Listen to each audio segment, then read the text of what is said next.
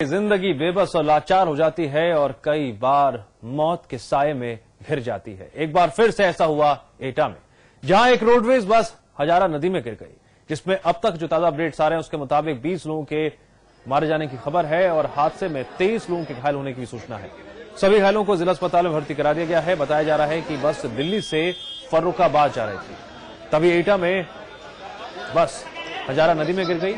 बस के नदी में गिरने से कई लोगों के तेज भाव में बहने की भी आशंका जताई जा रही है। स्थानीय लोगों बचाव और राहत कार्य में जुट गए।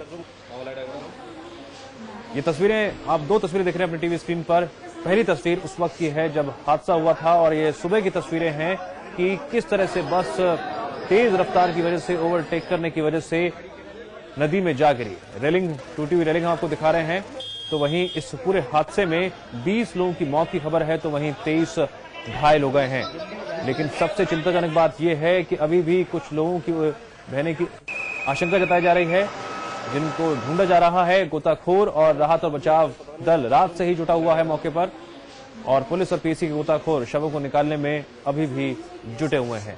दो तस्वीरें, पहली तस्वीर उस वक्त की जब हादसा हुआ, मातम पसरा, कई जिंदगियों ने खामोशी के साथ मौत को गले लगा लिया।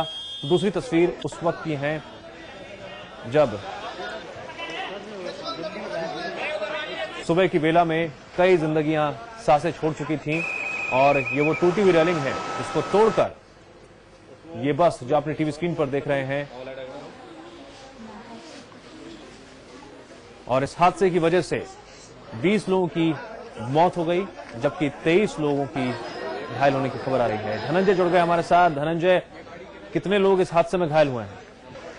देखिए, अभी इस में घायल की जो संख्या है वो लगभग 27 के पास हुई है और 20 के आसपास लोग इसमें एक्सपायर कर गए हैं। पर उसमें सबसे बड़ी बात यह है कि जो कंडक्टर की जो लोगों से बात हुई है, कंडक्टर का कहना यह है कि उसने 62 लोगों का टिकट काटा है।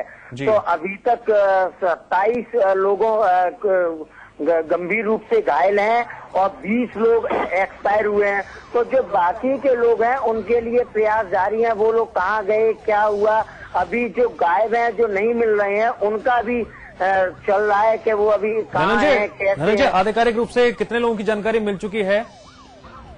देखिए, आधिकारिक रूप से 20 लोग, अभी डीएम से थोड़ी देर पहले बात हुई थी, आधा घंटा पहले। जो डीएम है लोकेश एम, उनसे बात हुई थी। उन्होंने कहा कि 18 डेड बॉडी उन्हें अभी मिली है। उसके बाद फिर 2 बॉडियां आई हैं, तो 20 के बॉडी हुई है और 27 घायल जो हैं वो हॉस्पिटलाइज हैं, उनका किया जा रहा है। पर जो कंडक्टर का जो कहना है, कंडक्टर जो अभी बात हुई है, कंडक्टर अधिकारियों से जो बात हुई है, मीडिया वालों से उसकी अभी कोई संपर्क नहीं हो पाया है। पर ये कहना है कि उसने 62 टिकट काटे हैं।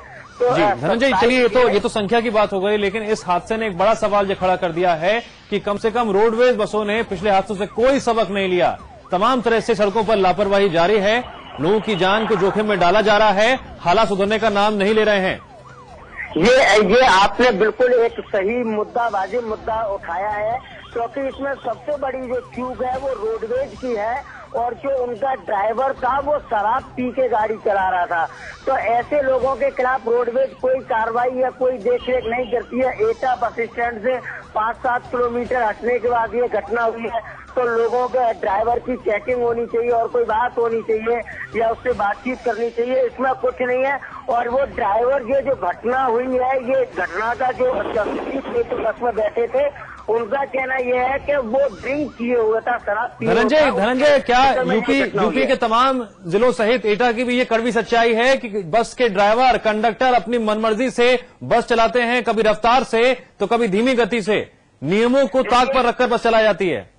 जी हाँ, बिल्कुल ताक पर रखकर ये बस चलाई जाती है। कोई भी नियम कानून नहीं है, न उसकी कोई स्पीड फॉलो की जा रही है। जितना मन में आ रहा है उतना रात को भगा रहे हैं वहाँ पे, क्योंकि अक्सर घटनाएं होती रहती हैं उस ब्रिज पे, क्योंकि वहाँ रेलिंग वगैरह बनने का है, वो चल रहे थे। उसके बावजूद वहाँ उसने रात को 11 बजे बस भगा। धनंजय, आपको रोकना चाहेंगे, हम दर्शकों को जरा समझाने की कोशिश करते हैं क्यों हम लगातार ये सवाल उठा रहे हैं कि रोडवेज बस के जो ड्राइवर होते हैं वो नियमों की अनदेखी करते हैं और इस तरह के हादसों को कहीं ना कहीं सामने लाते हुए कई लोगों की जिंदगी को जोखिम में डाल देते हैं। हम वो पुल दिखाते हैं आपको जहां पर यह हादसा हुआ।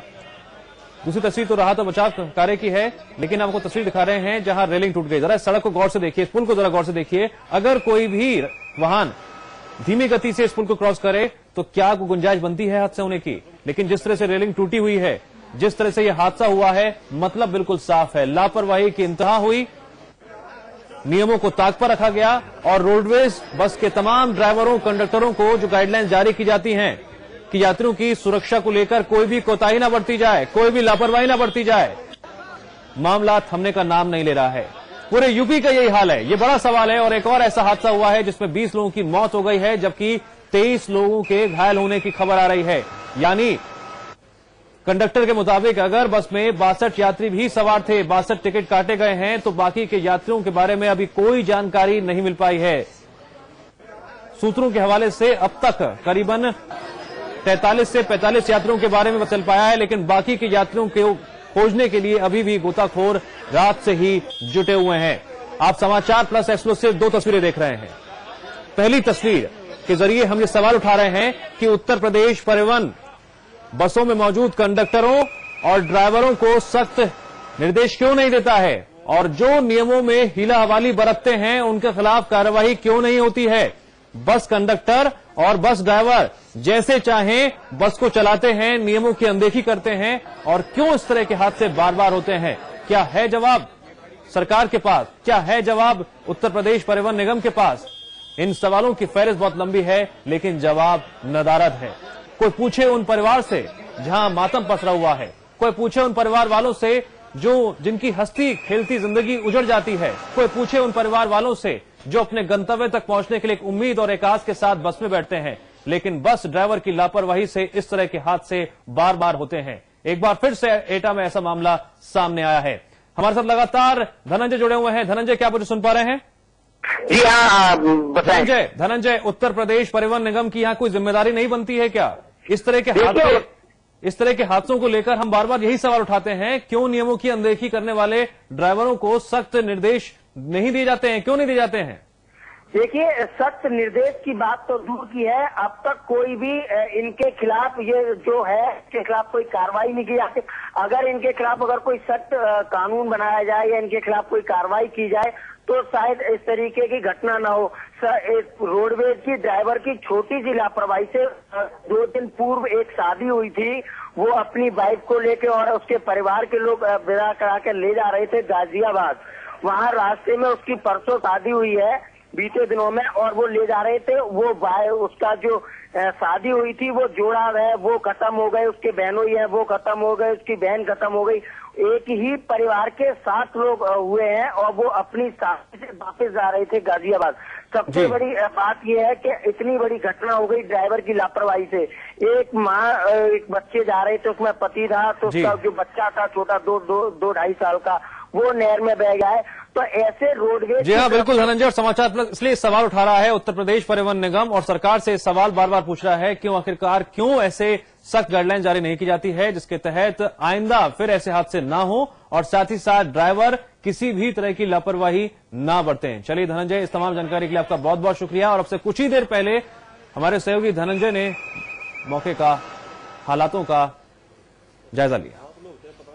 कल रात एक बड़ा हादसा रात 11 बजे हो गया। एक रोडवेज की बस इस हजारा नहर में गिर गई, जिसमें कि 18 लोगों की मौत हो गई, 30 लोग घायल हैं। और जो चश्मदीद जो बस में बैठे थे उनका कहना ये है कि लगभग बस में 60 से 70 सवारियां बैठी थी। अभी कुछ लोग लापता हैं, उनके लिए ढूंढने का काम चल रहा है।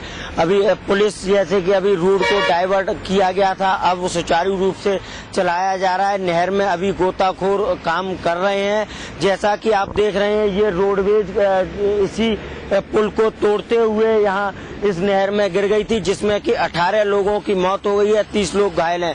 धनंजय सिंह भदौरिया, समाचार प्लस एटा।